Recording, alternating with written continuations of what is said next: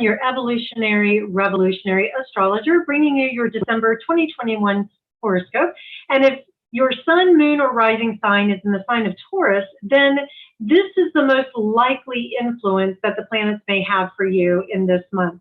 And also keep in mind that the planets aren't making us do anything, but we can feel energy. We know that things shift and change, and oftentimes it's helpful for us humans to have something to point to and to make sense of it, because that gives us some ahas. It brings us into a greater sense of self-awareness. It gives us a chance to make maybe more conscious choices in our lives, and hopefully it is dedicated to the end of suffering. And so what we're working with as the month begins is December 2nd, we've got the moon and Mars in a canoodling situation in the sign of Scorpio, making a trine to Neptune, meaning that emotions and what we need to feel like we're nurtured or to feel really good about ourselves, the things that maybe we even do unconsciously, can get triggered with Mars here. And Mars is often given a bad rap because it's, we consider in the archetype the god of war. And of course, we know that war often means aggression, which Mars does symbolize this. However, what I would also say is that Mars gives us passion, it gives us verve, it gives us, the drive to be able to get things done. And I would say if you felt like things were a little lackluster and you just weren't sure how to get motivated or get moving, this is a great time for you to use this energy to go, I'm going to get things taken care of that need to be taken care of, and I can do it from maybe a higher perspective, or I can have faith that the actions that I'm about to take are going to have far-reaching effects. I would even say for you, Taurus, this is in your 7th house, so it's about the relatedness that you have with all people, all things. And yes, we associate 7th house with marriage. At the same time, it doesn't always mean romantic relationships. If you think about it, really marriage is a practical expression of something two people come together to do. Now, granted, there's usually love involved, and the in love, we've romanticized it a lot. But I want to just put this in perspective. This isn't just about romance. This actually is also about how you are relating to yourself and to the world. I think very clearly about the quote from Maya Angelou, and that is, people don't remember what you do for them, they remember how you make them feel. That's what this beginning week of December will offer for you. So as you're going about your day and you're connecting with people, you're creating partnerships, or maybe you're in a partnership, it could be clients that you speak with or coworkers that you're interacting with, reminding yourself how you make them feel. And Taurus, you're such a friendly, warm, loving sign that this should come pretty naturally to you, even though it's making an opposition to your ascendant. Now, on December 4th, we have a new moon eclipse. This is the last series of eclipses in the Gemini Sagittarius signs, and it's at 12 degrees. And this is going to be in your 8th house. You've already had some experiences over the last 18 months with the Sagittarius Gemini energy. And so what you'll be looking for is you're going to look for these new realizations that can come in, because it's a new moon. And you're looking at patterns, especially in this 8th house, the patterns of how you've substantialized your relationships. So 7th house is about relationships and connecting and establishing them. And then 8th house is about how you substantiate it. What is it that you are doing with another or a group that has meaning, that has depth to it, that is transformational? It even has an element here of rituals that you may perform. And what I mean by ritual isn't quite the same as 6th house, but it's similar. Like 6th house, we're dealing with daily routines. This is more about going into ceremony to bond or to deepen the unity, the unification that you're having an experience with. This is an initiation house, the 8th house. And so those of you who know about initiations, we've all been through them. We just may not realize it as we're going through it. Marriage is an initiation. Divorce is an initiation. Initiation is anything that we partake in that transforms us. So here you have this new moon eclipse. And so you're going to let go of a pattern. that may no longer serve you and establish a new one that can give you great faith, great hope, long distance reach when we're dealing with the Gemini Sagittarius energy. Long distance reach of a deeper understanding, broadening your horizons, expanding the mind, and allowing you to have some form of ritual or ceremony, initiation, whatever you want to call it, that gives you greater hope and faith in the bonds and the relationships that you have chosen to be with. This is also a wonderful time to look at where you share information and what you actually believe in. And so you're looking at it from a partnership standpoint, that 8th house. Do I believe, do we line up, our values line up with each other? And if they do, we're going to deepen them by maybe getting married, maybe moving in together, maybe signing a contract together. Maybe this is a time where we finally let go of an old pattern and we decide we're going to establish a new way of relating to each other. And so it can be such a fertile ground for breakthroughs and big changes during this eclipse time.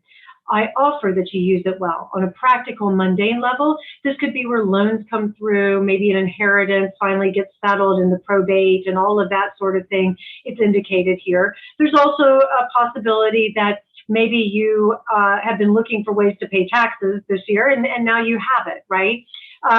It also can push you a little bit to maybe even just enjoy some private time with a beloved. December 8th, Mars will square off with Jupiter, so this makes a square from your 7th to 10th house. It can create a little bit of conflict around, your partnerships versus how you show up in the world. Maybe the people that you're partnering with, or the way, I'll say the groups you're associated with, again, partnership 7th house, may cause you to reevaluate how you show up in the world. Do they reflect what you're ultimately wanting to reflect? Or it could be the opposite. Maybe they're pushing you and you're saying, I need to break free of what you think I should be, status quo. Here, this 10th house, Jupiter in Aquarius, and you're saying, it's time for me to maybe break out and do my own thing.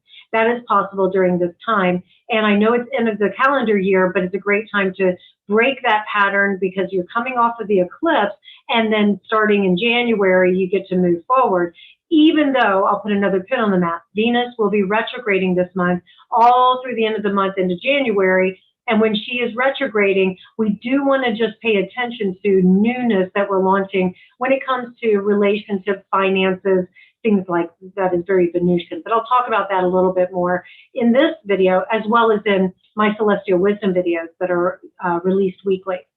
So one other pin on the map here with the 7th and 10th house square going on is that you may find that you're forced, or you have an opportunity to have connection in a distance, or in a way that allows you to maybe be a little unusual, and it doesn't line up with what your partner thinks you should be. So you're going to have to talk through it, work through it, but it gives you a chance to say, I own who I am, and I'm not going to apologize for that. Now, how do we work together? So it can bring you closer together once you work through that conflict.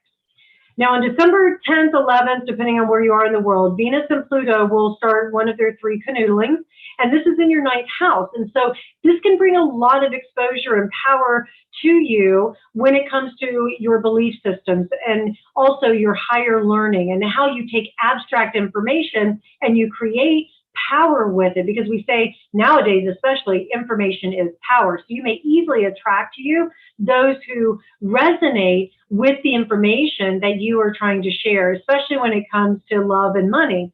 Now, I will also offer Venus is all about values as well, because as you've heard me say, you want to know where somebody values things, look at where they spend their resources. If anybody understands it, it's you, Taurus, because you love that physicality, the sensuality. And I would venture to say that with Venus and Pluto canoodling here in fellow Earth sign Capricorn, it's going to make a natural trine to that 1st house for you, or your sun, moon, rising sign, depending on where it's at. And this is going to give you greater power. You may actually attract to you more people and opportunities to be able to say, I really love this Taurus, and I want them to be the spokesperson. I want them to be the face. I want them to be the one who talks about this. And so it can put you in the spotlight as well. December 13th, Mars enters Sagittarius and Mercury will enter Capricorn.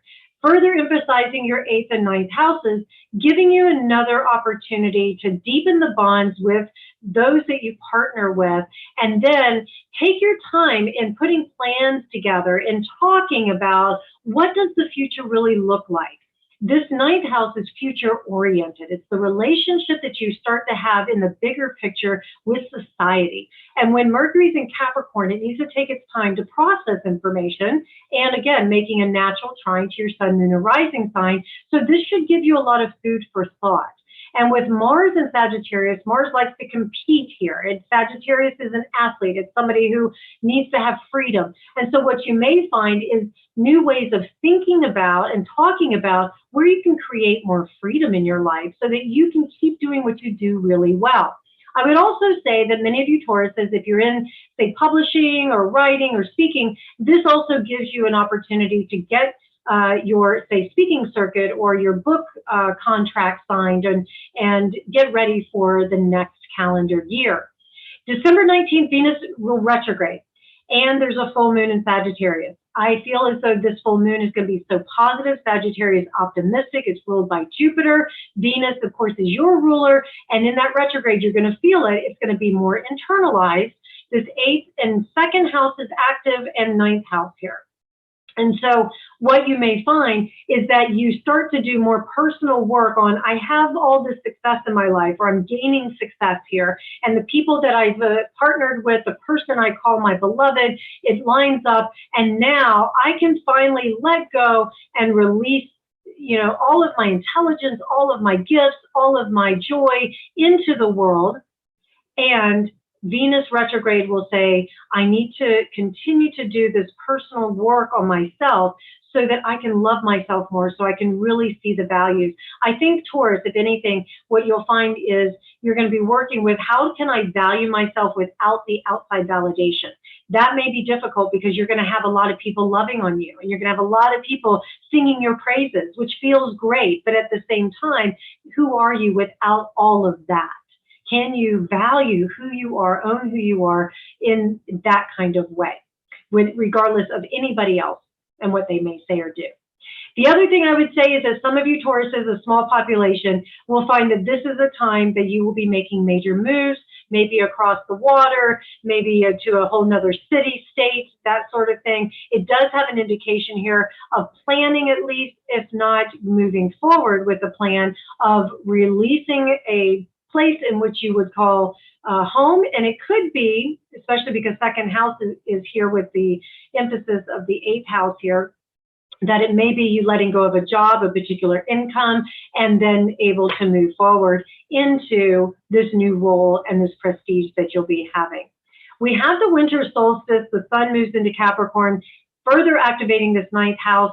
And that's on December 21st. And then on Christmas Day or evening into the 26th, Venus retrogrades still and canoodles with Pluto again in this 9th house, giving you an opportunity from that week of the winter solstice in through the new year of really profound healing of any past relationships, past issues with money or values. So you may find yourself very nostalgic during the Christmas holidays if you're celebrating that, or during the solstice, whatever it is that you're celebrating. This is also an indication when Venus is retrograde that people from the past come back to reconnect. So some of you single Tauruses, if there's a particular relationship that was dead and gone, at least you thought, or was fraught with some sort of tension, may come back for healing. And some of you may reignite that relationship, maybe very privately at first, but you'll find that the power with Pluto here, it's almost like you're forced to deal with it, and the power you have is in owning who you are, speaking that truth, and staying open-minded to it with that 9th house. The other thing I would say, if you are bonded and everything seems fine within your relationship, you may find yourself going deeper into yourself, saying, how can I be a better partner? How can I allow myself to find ways in which I can gain more resources and more information, more knowledge, so that I can better myself and become the better partner for my beloved? Now, Jupiter re-enters Pisces on December 29th. This makes a beautiful sextile to your sun, moon, or rising sign. Mercury will canoodle with Venus and Pluto. And so now we've got your 9th and 11th houses active. And so that gives you a chance to have a fulfillment of wishes. It allows you to have faith and hope in the future, that as you continue to do your work, speak your truth, open and expand your mind, open and expand your values and who you really are, and really be able to show up not only for others, but for yourself. You can find new ways in which you can expand your horizons, maybe your circle of friends, maybe the groups that you participate in start to have a more spiritual nature to them. It may also be where you find some relief or escape from the mundane, everyday things that you're like, okay, it's time for me to get back to traveling. I need to maybe go away to, I don't know, Hawaii, Aruba, whatever, the Caribbean, and have some fun for New Year's. Or it might be where you start planning future trips. But all of this beautiful Piscean energy, as well as the Capricorn energy, lets you establish some really strong foundations as well as achievements and successes. So if you feel the first part of December kicks off a little bit abstract, or a little bit like, I have all these great ideas, I have all this hope, but I don't have anything concrete yet, take the steps, capitalize on Mercury moving out of Sagittarius into Capricorn mid-month, Venus retrograde, doing the personal work, taking your time to plan, all of those things, so that by the end of the year and the end of this month, you're able to really see some tangible physical results from the actions and decisions that you've made. It's a perfect start to the brand new year. And I'll offer this for those of you who are looking at relationships. The month of December is a great time to establish relationship if it's a healing component. If the relationship is brand new and it's just sort of fun and not taken too seriously, I would doubt that it will last too long. Don't get discouraged, just play with it. What I would say is, if you're taking relationships seriously and that's what you're looking for, then I feel as though when Venus turns direct in January, that's where it really gets established. So use the month of December to kind of play around with the energy, and also really do the internal work, because the external validation will follow. All right, Taurus, I really hope this helps. Please like, subscribe, share, comment. Come find me at jamiedawn.com. I look forward to connecting with you. Have a great month.